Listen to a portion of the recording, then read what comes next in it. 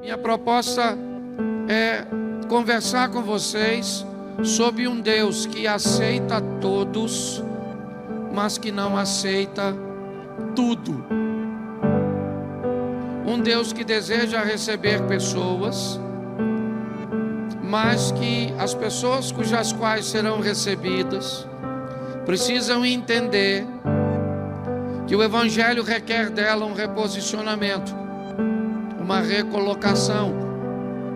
As coisas estão ficando meio bagunçadas nas igrejas, porque as pessoas chegam muitas vezes e dizem o que concorda e o que não concorda, o que é exposto pela Bíblia. E esse é um grande desafio, porque me parece que as pessoas estão desejando que Deus aceite tudo, e Deus não aceita tudo, Ele aceita todos, e é bem diferente. Então essa é uma narrativa que a minha proposta quer mostrar aos vencedores, aqueles que buscam a sua vitória, e que ela pode vir muitas vezes de sua fé, ela pode muitas vezes vir de sua obediência, porque às vezes a sua obediência pode até conduzir você a lugares que a tua fé não te levaria. E as suas obras, as suas ações, as suas escolhas. Então esse é um texto que vai mostrar a importância. Mateus 22, do 1 ao 14. Coloca, por favor. Então Jesus, tomando a palavra, tornou a falar-lhes em parábolas, dizendo: o reino dos céus é semelhante a um certo rei que celebrou as bodas de seu filho e enviou os seus servos a chamar os convidados para as bodas, e estes não quiseram vir. Depois enviou outros servos, dizendo: dizei aos convidados: eis que eu tenho o meu jantar preparado, os meus bois e cevados já mortos, e tudo já pronto, vinde às bodas. Eles, porém, não fazendo caso, foram, um para o seu campo, outro para o seu tráfico, e outros, apoderando-se dos servos, os ultrajaram e mataram.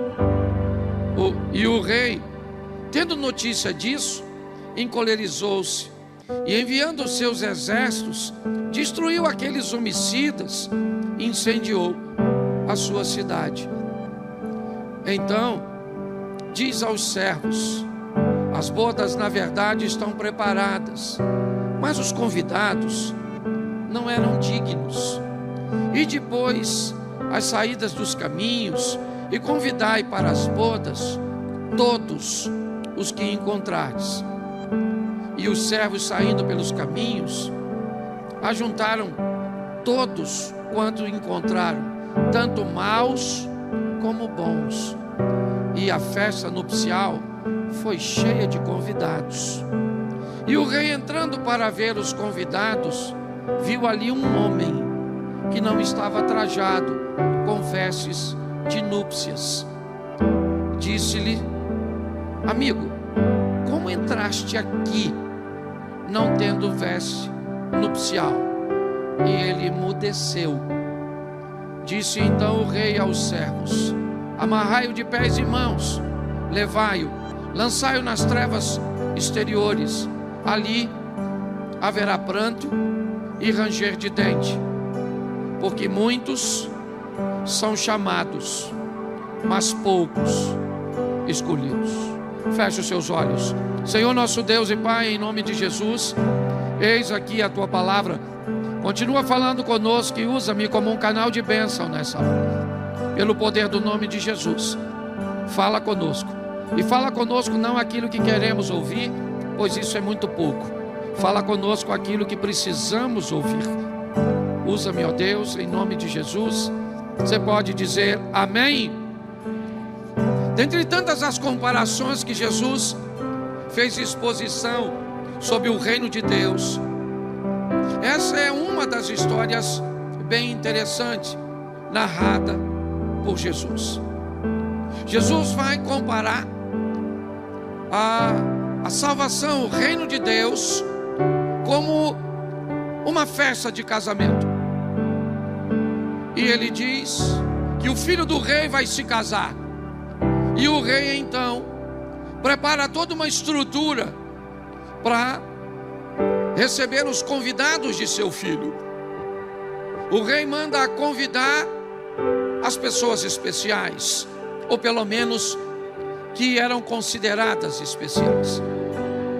Me parece que essa é a colocação do povo formado por Abrão, aquele povo que Deus está querendo salvar desde quando buscou um concerto com Adão, deu a oportunidade de Noé construir uma arca para salvar algumas pessoas.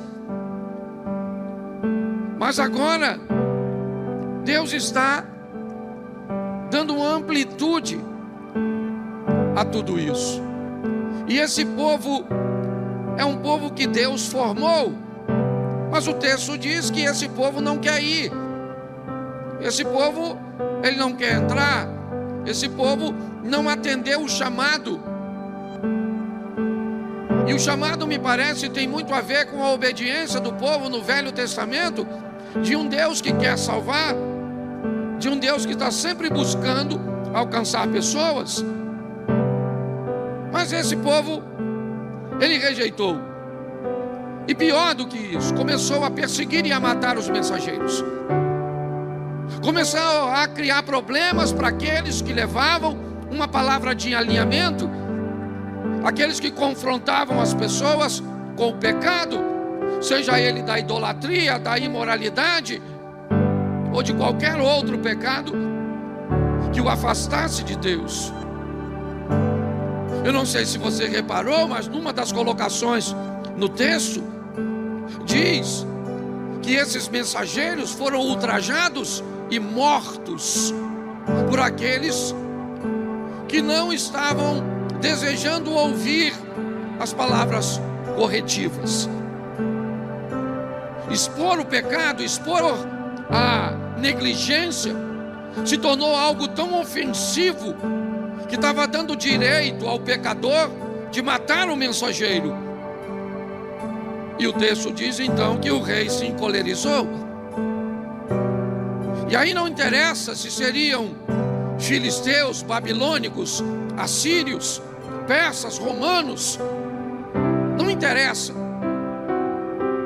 O texto diz que o fogo vai ser atacado na cidade, a cidade vai ser destruída, e me parece que ele faz essa colocação também olhando para o Velho Testamento.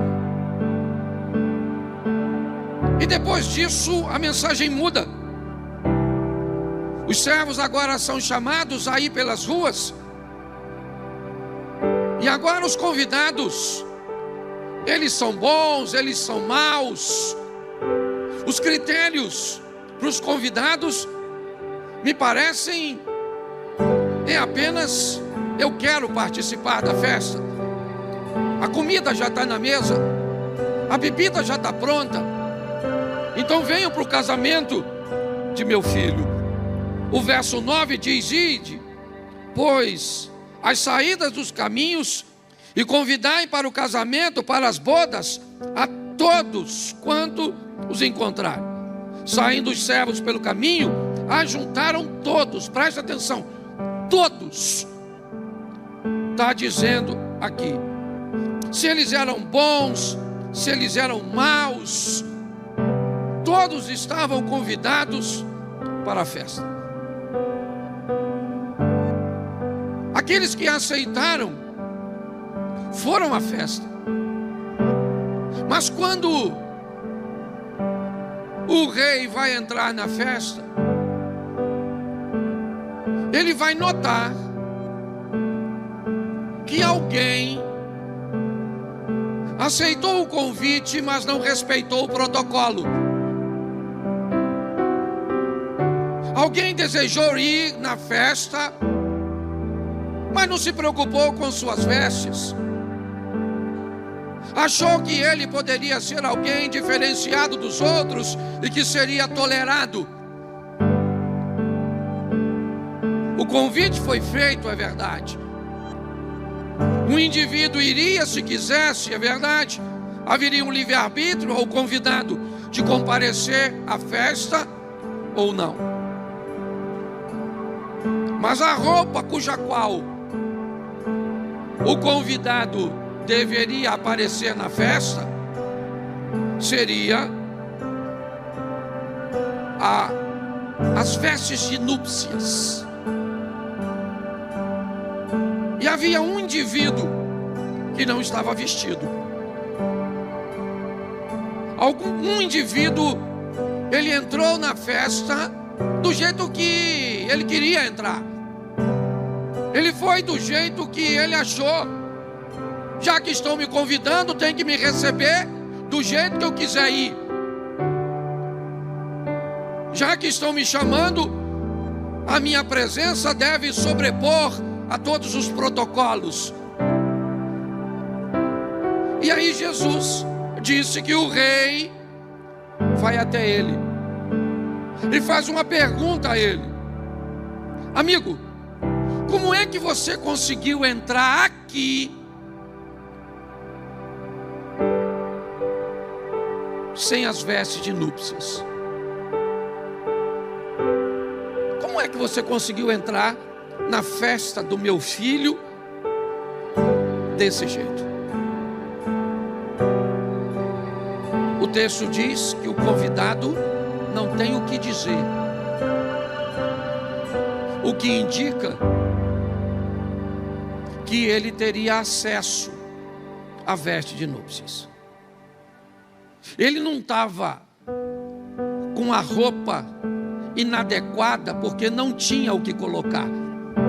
Ele não estava com a postura incorreta porque ele não tinha como estar da forma certa. Ele simplesmente não quis. Foi uma opção dele. Ele estava diferente de todos. E era fácil de identificá-lo, pelo menos como Jesus está dizendo aqui. Era só olhar para a roupa dele.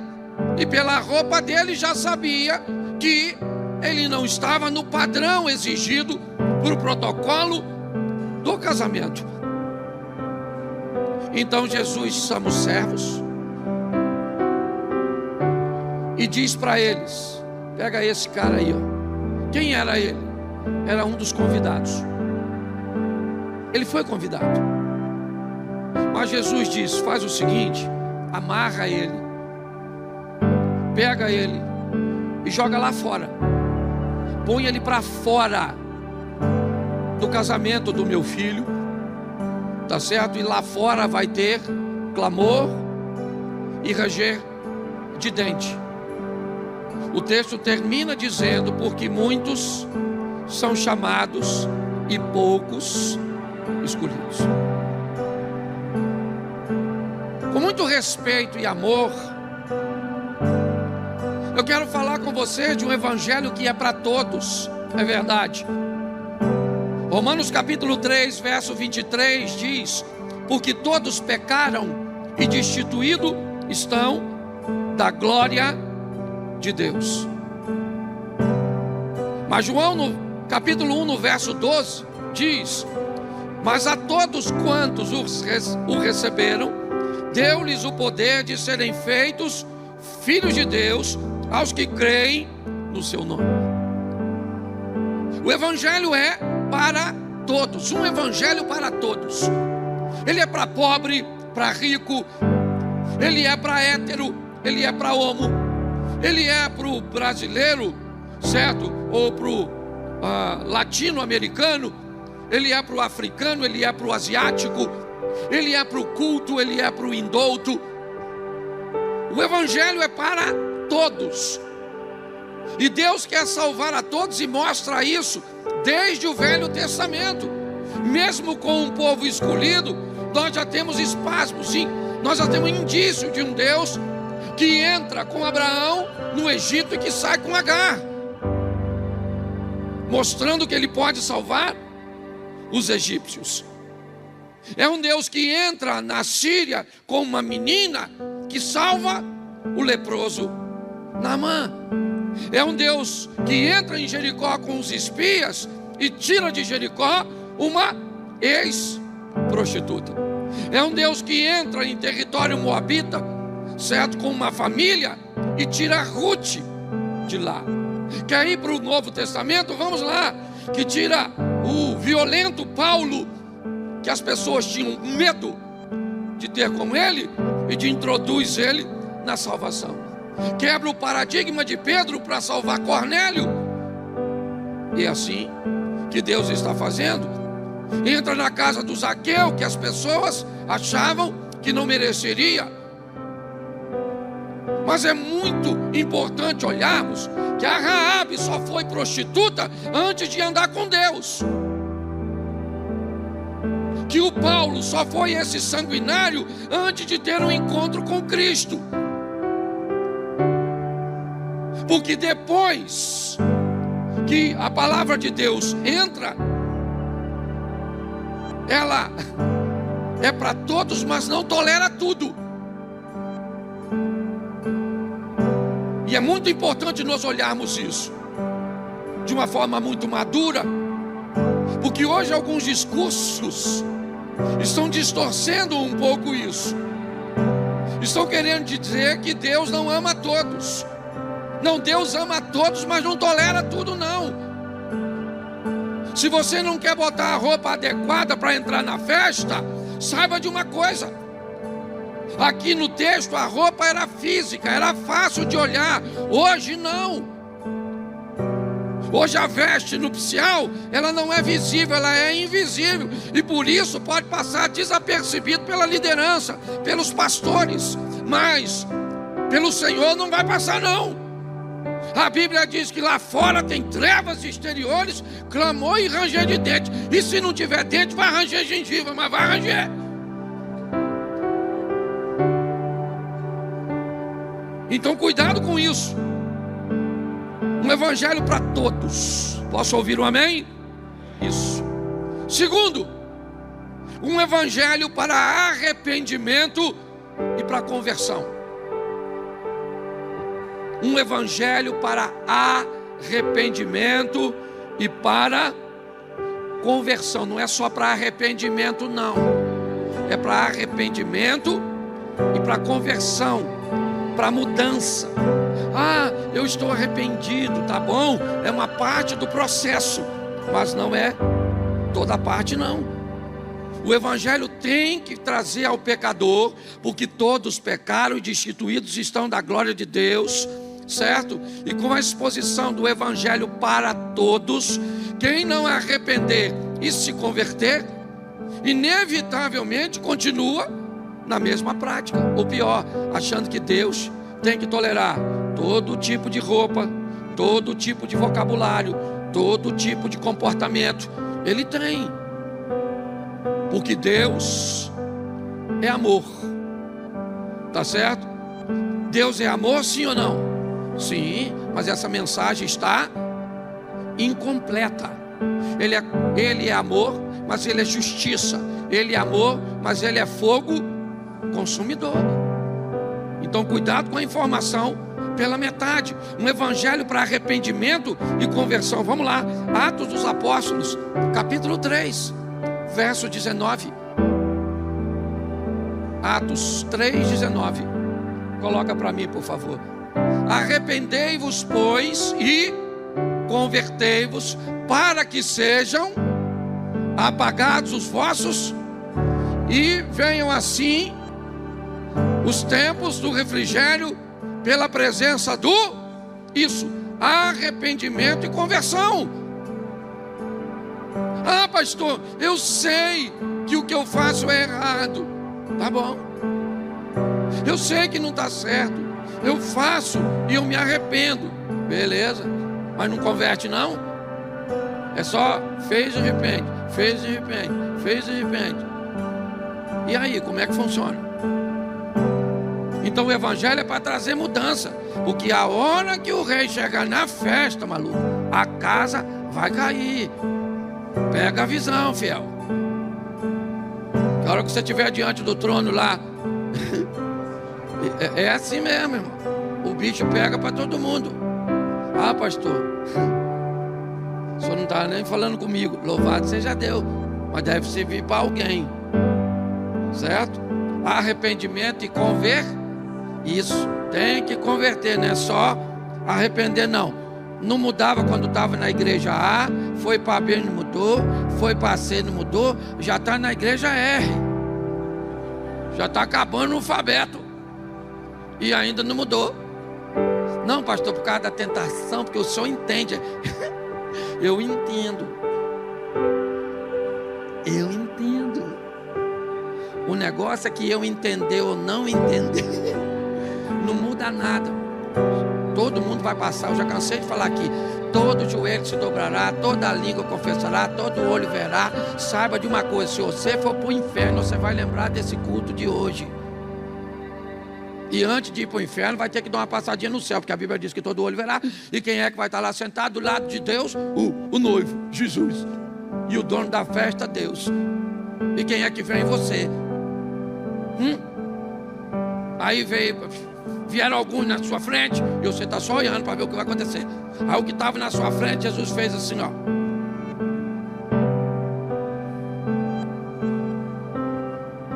Aí chegou você. Ele falou: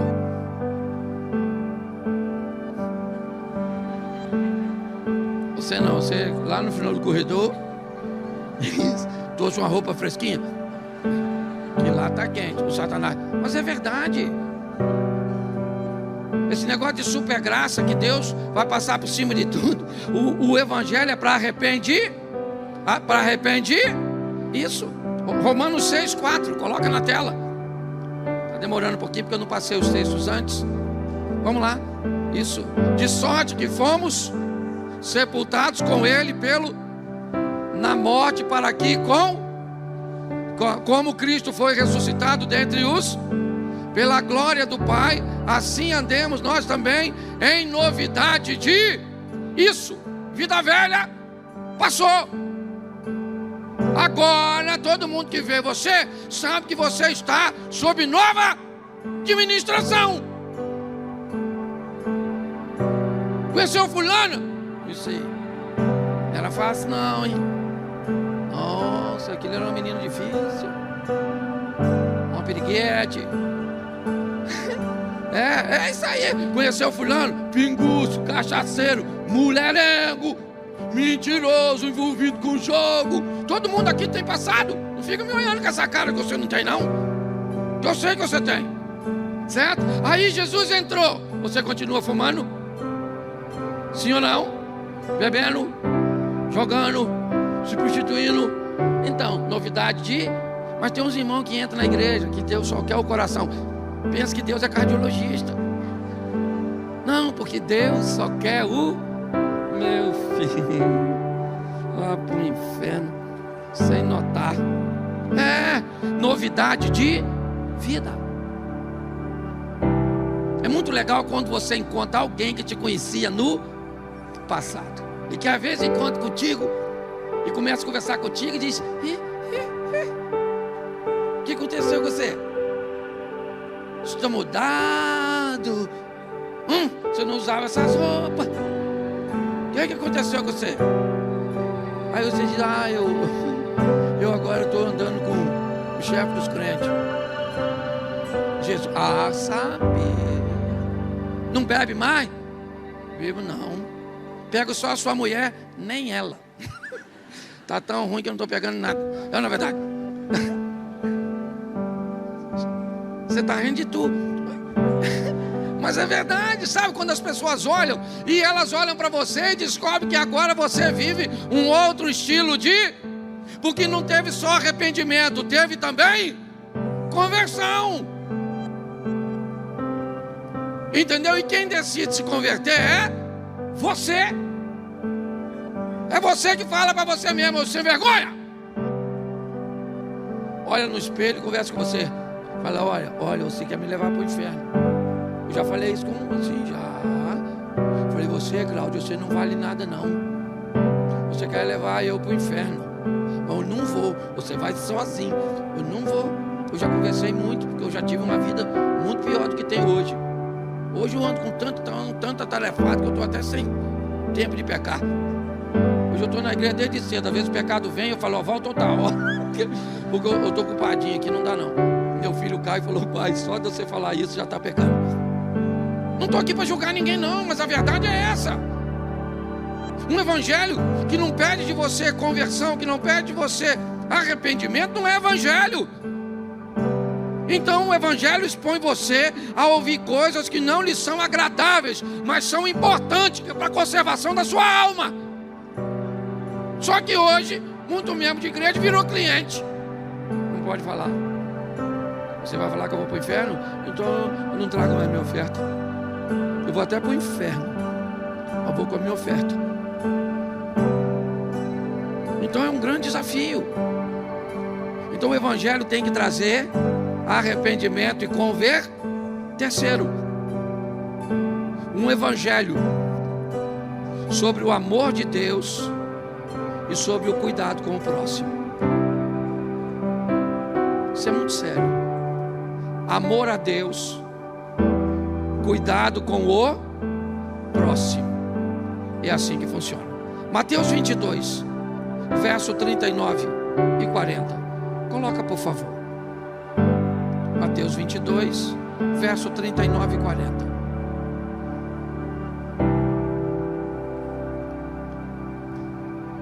E o segundo, deixa eu pegar aqui. Volta no 37, que aí vai ficar mais. Isso. E Jesus disse-lhe: amarás o Senhor teu Deus de todo o teu, de toda a tua e de todo o teu. Verso 38, vamos pegar o texto todo. Este é o primeiro e grande mandamento. Verso 39. O segundo é semelhante, ou o segundo, semelhante a este, o assunto é o mesmo, é amor. Ama o teu próximo como. Verso 40 diz: desses dois mandamentos dependem toda a lei e os profetas. Preste atenção aqui. Um evangelho que me ensina a amar a Deus acima de todas as coisas.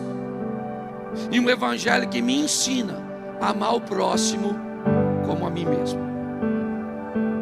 Isso é sério.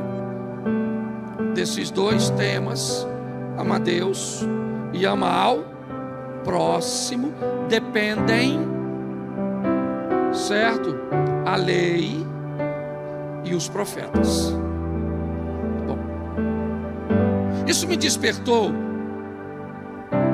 numa crítica política. E eu não quero falar de política, mas me despertou numa crítica política que eu achei muito pertinente. Alguém estava usando o meu nome para falar do meu apoio ao ambiente de direita.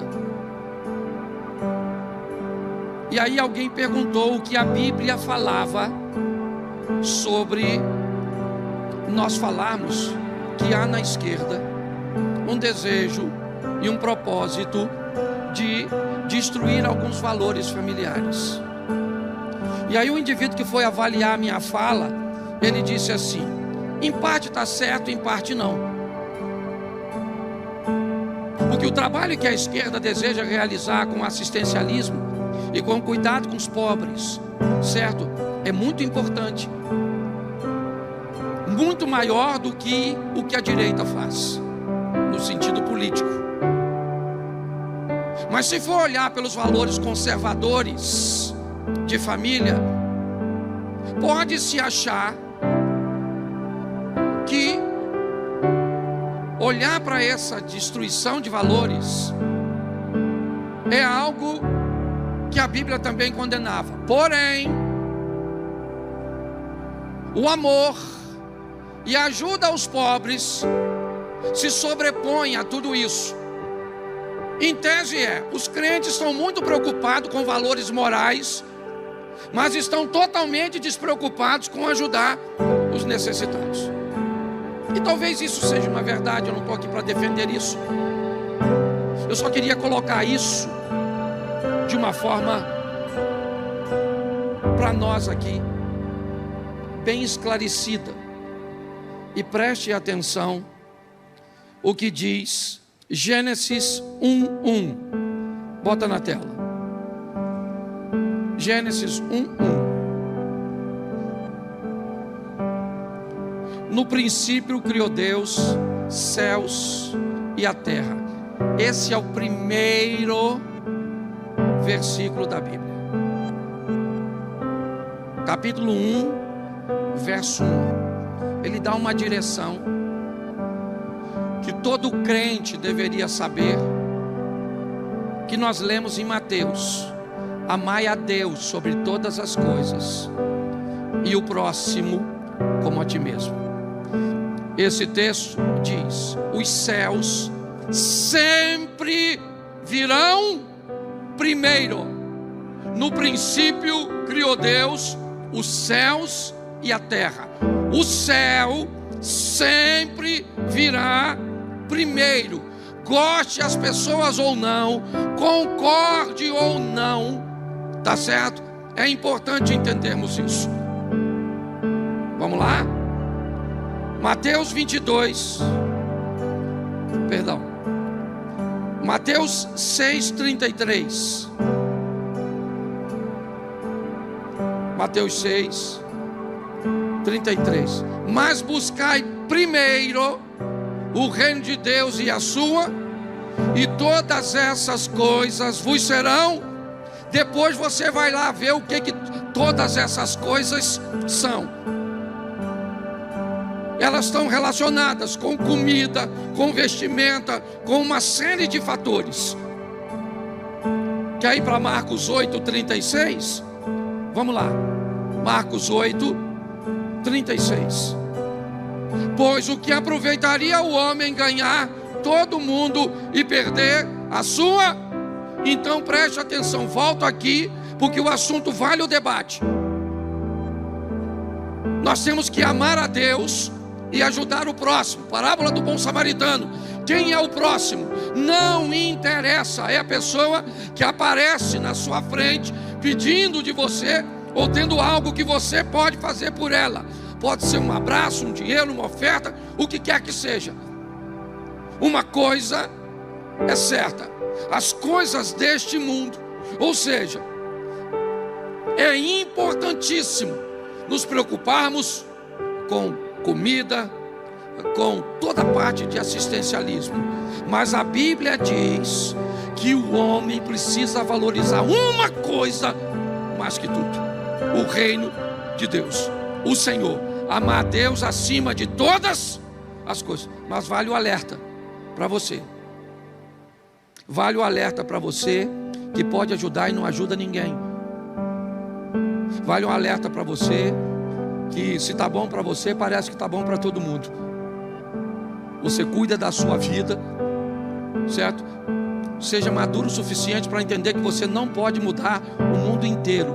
Não dá para ajudar todo mundo. Agora saiba de uma coisa: a vida sabe o que você pode fazer e sabe o recurso que você tem, que você pode disponibilizar para servir alguém. Às vezes um mendigo te aborda para te pedir dinheiro e você não tem, mas você não tem uma palavra de salvação para ele, você não tem uma oração a fazer por ele, mas ele está sujo, ele está fedendo. Pois é, naquela ocasião ele foi o seu próximo e você deixou passar. Então os céus, todas as vezes que alguém expor a você que fazer as coisas aqui na terra é importantíssima, concorde com ela, porque a Bíblia diz, e você tem que dizer para ela: eu faço. Por isso é que eu digo aqui, quando o assunto é recurso material, aprenda, certo? A maior parte do seu recurso, a Bíblia chama de pão, é o que é seu. Pão é seu, você dá para os outros se você quiser. Segunda parte do que vem para sua mão é oferta, é investimento do reino de Deus, é o que a Bíblia vai chamar de semente. A terceira parte, certo, que vai sair desses 90% que ficou com você, deve se chamar generosidade, que você decide o quanto sai. Você quer alinhar a sua vida econômica? Coloca aí, meu irmão: semente, pão e generosidade. Ninguém, escuta o que eu estou lhe falando, porque Deus não mente. Ninguém que coloca, certo, sua vida financeira dentro dessas três linhas, certo, passa necessidade. Pode viver o milagre de Deus chegando, mas na maioria das vezes vive a bem-aventurança. E quem não faz pode morrer cheio de dinheiro, mas vai ouvir do pai do noivo: como é que você entrou aqui? Bota para fora. É assim que funciona.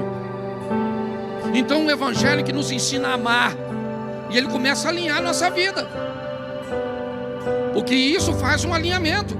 Você pega uma pessoa, certo, que entendeu que todos é diferente de tudo. Então essas pessoas foram alcançadas por fazer parte do todos, mas descobriu que quando chegarem aqui não pode tudo. Então vagarosamente, num tempo dela, ouvindo a palavra, elas foram se libertando, foram mudando, foram crescendo, foram amadurecendo e foram se libertando dessas situações. Por quê? Porque encontraram o evangelho. Que evangelho? Não o evangelho do pode tudo, não o evangelho de não pode nada, não um aprisionamento, nem um ambiente de libertação descabida, mas um evangelho coerente, que te apresenta uma linha de arrependimento e que te dá o direito de tentar entrar na festa, ou com a veste certa, ou com a que você quiser. A Bíblia só está dizendo que se entrar com a errada, vai ter que sair. E é assim que funciona. Um evangelho que nos expõe ao amor a Deus sobre todas as coisas e o amor ao próximo. Porque, preste atenção, o alinhamento tem que ser fé, obediência e obras. Então preste atenção. Eu tenho fé, eu creio, eu faço, eu realizo. Então tá bom, parece que está certo, né? Então eu tenho fé, eu creio em Deus e eu também realizo. Mas a pergunta é: eu obedeço para realizar ou eu faço do jeito que eu quiser? Então eu ajudo do jeito que eu quiser, eu faço do jeito que eu achar certo, eu vou quando eu quero, eu faço. É só assim. O que eu estou falando comigo e com vocês é um alinhamento. Eu creio, eu obedeço, eu faço. Isso cria um alinhamento entre o céu e você. Faz com que as coisas conspirem a seu favor. Mas, para fechar, esse é um texto, são textos agressivos, mas eu fecho aqui com 3 textos que algumas pessoas não vão gostar, mas depois você avalia. Apocalipse 22:15. Apocalipse 22. Ficarão de fora os cães. Essa palavra tem muito a ver basicamente com tudo que está aqui, tá certo? Essa expressão cães, ela fala das pessoas que não têm conceitos morais, certo? E que não quiseram mudar de vida, né? Aplicando assim. Então ficarão de fora os cães, os feiticeiros, os que se prostituem, os assassinos, os homicidas, os idólatras e qualquer que ama e comete a mentira. Apocalipse 21:8. Mas quanto aos tímidos, aos medrosos, aos covardes, aqueles que têm dificuldade de se posicionar, aqueles que têm vergonha de dizer que são servos de Deus em ambiente público, a Bíblia diz: se você se envergonha dele, ele vai se envergonhar de você. Mas quanto aos tímidos, aos incrédulos, aos abomináveis, aos homicidas, aos fornicadores, aos feiticeiros, aos idólatras e a todos os mentirosos, a sua parte será no lago que arde com fogo e enxofre, o que é a segunda morte. A primeira carta aos Coríntios, capítulo 6, verso 10. 1 Coríntios, capítulo 6, verso 10. Nem os ladrões, nem os avarentos, nem os bêbados, nem os maldizentes, nem os roubadores herdarão o reino de Deus. Troca de tradução para mim, por favor. Se tiver alguma outra, bota esse versículo em outra tradução. Ok. Legal. Não vale a pena mexer não. Mas esse texto não é assim. Ok? Depois você dá uma olhadinha numa Bíblia mais fiel e você vai descobrir que mexeram já nesse texto. Eu confesso a você que eu não tinha notado, tá certo? Mas está tudo certo aqui. A minha proposta é só mostrar a igreja, e não vai entrar todo mundo. E quem define o parâmetro para se entrar não sou eu, porque se fosse, você pode ter certeza que tem algumas pessoas que não entrariam, e tem outras pessoas que eu não deixaria de fora. Mas é muito importante nesses dias nós olharmos para as nossas vestes, porque Jesus vai retornar para buscar a sua igreja, e quem decide com a veste que vai, ela sou eu e você. E essa veste não é uma fantasia de carnaval que pode custar 40, 60, 80, até mesmo 100 mil reais para se desfilar. Essa roupa não se compra com dinheiro. Essa roupa se compra com postura. E eu, como pastor, talvez tenha um medo maior do que o de vocês, um receio maior do que o de vocês, que é o de oferecer a vocês o caminho e depois eu mesmo não conseguir entrar. Por isso eu concordo com o apóstolo Paulo: dos pecadores eu me considero o maior, o primeiro. Não banalize seu relacionamento com Deus. Alinhe sua vida. Você começou a fazer uma campanha hoje, ou está fazendo uma campanha extraordinária. Você viu o Tony perguntando aqui o nível de pessoas que já receberam, mas quer que as coisas tomem um rumo diferente. Alinha suas ações, a fé e a obediência, e você vai ver como você vai notar que parece que tudo está conspirando a seu favor. É assim que funciona. As coisas começam a tomar uma conotação diferente. Eu sei que você quer vencer, eu também quero. E o que eu puder fazer para ajudar você nisso, essa é a minha função como pastor. Só que eu não gostaria que ninguém ouvisse o ficarão de fora.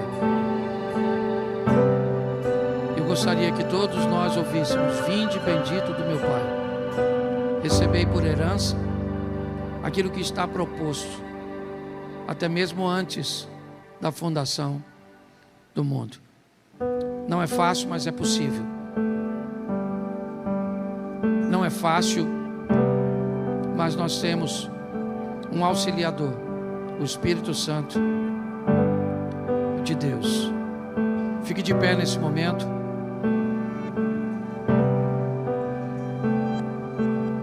Eu só queria que você gravasse isso e não permitisse que ninguém perto de você fizesse o contrário. Deus aceita todos, mas Deus não aceita. Deus aceita todos, mas Deus não aceita tudo.